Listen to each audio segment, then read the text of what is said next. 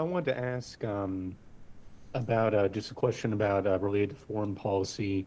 Recently President Trump has his administration have paused immigration applications from a number of countries, have moved to remove temporary protected status from another number of countries, including specifically the country of Somalia, which the president has made comments this week that that have been labeled by some Republicans and many Democrats as either offensive, xenophobic, dangerous. On Wednesday, he accused Somali immigrants of destroying the country.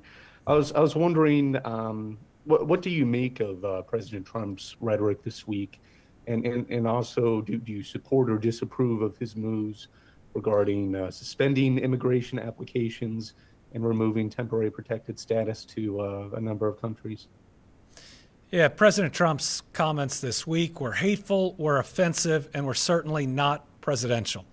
The idea that you would call different countries, bleep hole countries, come on. Be a decent human being. Try to set an example for kids that are out there. How about not cursing on national TV, meaning that kids suddenly can't watch their government function? And the idea that a president would do this is, it's unfortunate, but we shouldn't be surprised. This is a guy that went to the United Nations and was so mad an elevator wouldn't work. He told European countries that their countries were going to hell to their face. These are our allies, yet this president is willing to say the nastiest, most hurtful, most hateful things out loud, seemingly to believe there's no repercussions. It hurts America's standing, not just with the countries that he's offending, but with the world. And look back on comments that he made on Canada, how he attacked their sovereignty. And now you see tourism down in Las Vegas. You see bourbon taking a hit in Kentucky.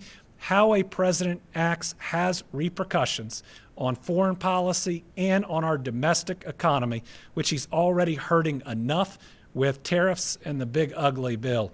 As to his recent pause, I think we've got to point out that at least some of the most recent actions came after we had 2 National Guard shot, 1 killed in Washington, D.C. First, we are thinking about both of their families. The young woman who died was just 20 years old, and she deserved much, much more time on this earth. We need to make sure that the vetting that we are doing is effective. I don't have a problem with anybody looking at what that vetting is, but it ought to be a short window, and we should not pull back from programs where we promised people that we would provide them protection if they would help protect us.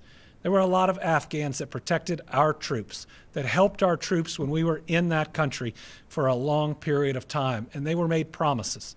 We need to be a country that keeps our promises. We also need to understand that there are times where we need to take refugees, where they are fleeing from murder, from death, from attacks and assaults. We've got to make sure that we are yes, a country that does this safely, that protects our people, that protects and has real borders, but one that also shows the world a level of compassion that allows us to be the type of leader that the world needs.